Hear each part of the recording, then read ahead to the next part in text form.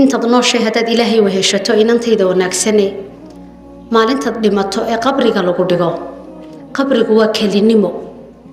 ma jiro qof kaaga sheekeyn kara ma jiro qof aad uga sheekeyn karaysa oo ku oran kar imka haday wax nagu dhacaan ahalkeena in ku noqonayna moogtii maanta waxay igu dhacay cadha igu dhacday maalintii oo dhan baa iga xumaatay hooyada baad uga sheekeynaysaa walaalada baad uga sheekay anu ciyaalkayga uga sheekeeya inkuna maanta waxaas ay igu dhacay waan daalanahay ma ogtahay qabriga cidna uga sheekeyn kartid oo ma oran karaysid ma waxay ku dhacay xabiibati hadaad ilaahay u heshatid imaka maalinta marka qabriga lagu dhigo ilaahay baa kula hadlay subhanahu wa ta'ala wuxuu koornay adoontaydii heblaayo soo intay qabrigii ku dhigan kaamay tagin kuwii dadka kuugu dhawaa sadar sanam ya rabbi ha ilaahayo aniga wehel kuwa abu ilaahay koornay subhanahu wa ta'ala maalintaas aynu kalidanahay iyo yawmal qiyaama si aynu u badbaadno maxayna ku waajibaynaynu sameyn maxayna ku waajibaynaynu ilaahay la yarana xiriir wanaagsan oo jacayl ku dhahay ilaahay subhanahu wa ta'ala quraankiisa wuxuu ku leeyahay min almu'minina rijalun sadaqu ma aahadu Allah alayhim mu'miniinta waxa kamida kuwo ka run sheegay waxa ilaahay ballan kula galeen maxay haayeen kuwaasi ilaahay bay naftooda siiyay waxay leedahay nafteeda ilaahay baa siinay wayna ku dhinteen jihadka ilaahay baa uga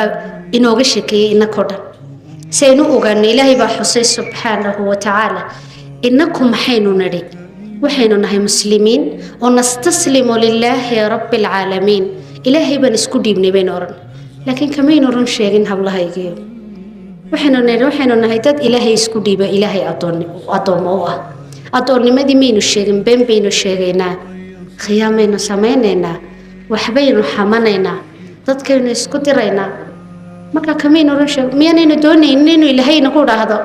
hablaha quruxda badan waxay ka run sheegaan adoonnimadii adoonnimadu maxay tahay ilaahay inantaydii ma eegayo quruxdaadu siday tahay miyaad qurux badan tahay mad cas tahay mad madowdahay maxariifad baa tahay masaaqadad baa tahay ilaahay ma eegayo subhanahu wa ta'ala sidaad u eeg tahay qaabkaaga ilaahay agtiisa macna kama sameynayso laakiin ilaahay agtiisa waxa macna ka sameynay qalbigaagu ilaahay eegaya amalkaagu ilaahay eegaya subhanahu wa ta'ala qalbigaagu haduu nadiif yahay xumaan nadiif ka yahay qof kasta uu khayr u tamaniyo qof kasta uu wanaag la jecel yahay ilaahay uu ku farxaya subhanahu wa ta'ala in hadii xumaan kugu jirto ilaahay qalbigaaga ma eegayo ilaahay amalkaagu eegaya waliba ilaahay uu ku farxa oo uu jecel yahay waxyaabaha ilaahay farxad galiyo waxa kamida qof dhalinyaro ah oo intuu khaldamay intuu ilaahay hor istaago tukaday ilaahay yaafi aad buu ilaahay ugu farxa wana fursad aad maanta haysatay inantayda wanaagsan xiriirka ilaahay saaxiibtinimadii adoonku waxay ka bilaabmataa salaadaadu waa sidee xabiibti inantayda wanaagsan hooyo salaadaadu sidee tahay salaada markaad ka sharaxa ma dareemaysaa oo daalka meeloobaysaa oo maanta dhan iskuulka markaad ka noqoto salaada hor tukato macna ma ku ma dhandhamisa salaadaada hadana dhandhaminaynin waxba inaga khaldan wayna isku noqon salaadeena hagaajino xabiibaati ma ogsoon tahay salaadu bila turjumaan bad ilaahay kula hadlaysa subhanahu wa ta'ala wa fursad dahabi ah ilaahay baad hor istaagtay wax ka macaan ma jiro ilaahay inaad hor istaagtay subhanahu wa ta'ala oo la hadashid wa fursad cadiima ilaahay baa toos kuugu jawaabay marka leedahay alxamdulilaahi rabbil alamin ilaahay baa kuu jawaabay xoranay ilaahay adoontaydii baa ii mahadnaqtay ma dhageysanaysaa adigu oo qalbigaaga ma ka maqashaa jawaabaha ilaahay soo waxaad maqlaysaa waxa ku dhadhow dadka ka ag maraya waxay ku leeyihiin sawro oo maskaxdaada u sheeg in ilaahay hor taagantay subhanahu wa ta'ala oo ilaahay la hadlayso marka iska xid adduunyada ilaahay toosula hada rukuucdaada ku raaxayso sujuudaada ku raaxayso nabigu wuxuu leeyahay sallallahu alayhi wasallam kiina idinku bakhaylsani waa ka salaadiisa bakhayle degdegaya salaadaada ku degdegin inta yartay samayso xiriir wanaagsan ilaahay la leeyahay ilaahay baa kugu xiftii doona cilmigu ilaahay kugu furi doona risqigu ilaahay kugu furi doona nolol qurux badan baad noolaanaysaa qadad xiriirka ilaahay wanaajiso subhanahu wa ta'ala ka salaadihiina ilaashada sunanka tukada salaati duha tukada sunanka oo tukataa إلهي بيكون صلاة سنة بديسة إلهي بحدوث قدسي وحكول النبي صلى الله عليه وسلم إلهي وحول أدونك ما بديا أدون صلاة نوافلك السنة ياش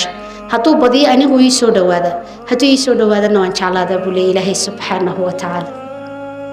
كوين صلاة إنها جاتشن ولي بكون راح يسمو قرحنا إنكم حي هي مقصد كأنه إنكم مقصد كأنه إن إلهي ودوانه سبحانه وتعالى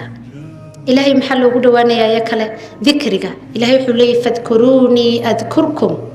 إحصى وانا حصي دوناي إن السمسة التسبيح ومالين تادورنا نتكو عمرتو ذكرك إلهي سبحان الله والحمد لله ولا إله إلا الله والله أكبر إن تكو على العليسو لا حول ولا قوة إلا بالله صلاة على الحبيب يعني ذكري قلنا نتكو على العليسو